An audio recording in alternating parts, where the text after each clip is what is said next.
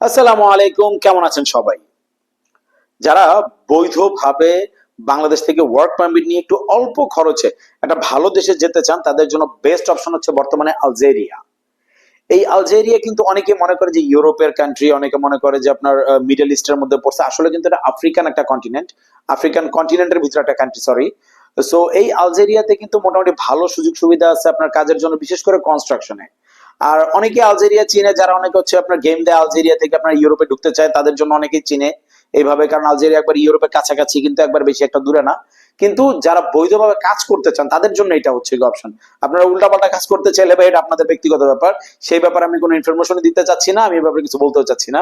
যাই হোক, মেইন যে ব্যাপারটা হচ্ছে, আপনার কনস্ট্রাকশনে যদি যেতে চান আলজেরিয়াতে কিন্তু বৈধভাবে 2 বছর ওয়ার্ক পারমিট দিয়ে আপনাদের নিয়ে যাওয়া হচ্ছে। আর সেক্ষেত্রে মনে করেন যে কোম্পানি আপনাদের থাকা খাওয়া দিচ্ছে, প্লাস হচ্ছে কি মেডিকেল, আপনার ইন্স্যুরেন্স, এগুলো কোম্পানি করে দেয়। আর স্যালারিটা আপনাদের পড়তে পারে ধরেন যে কারণ ওরা হচ্ছে কি বিদেশি কোম্পানিগুলো বিশেষ করে আপনার কনস্ট্রাকশনের কন্ট্রাক্ট গুলো নেয়। ধরেন আপনার চায়না আছে, আরো দুই একটা কোম্পানি আছে যারা কনস্ট্রাকশনের ইয়াগুলো কন্ট্রাক্ট গুলো নেয়। তো সেই ক্ষেত্রে আপনার স্যালারিটা আসে ডলারে।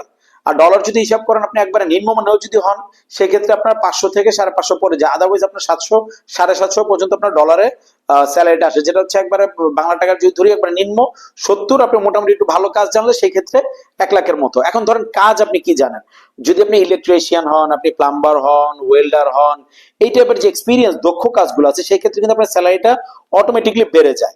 আর আপনার মনে করেন যে আপনার ওখানে বৈধ থাকার মতো চান্সেসটা আরো বেড়ে যায়।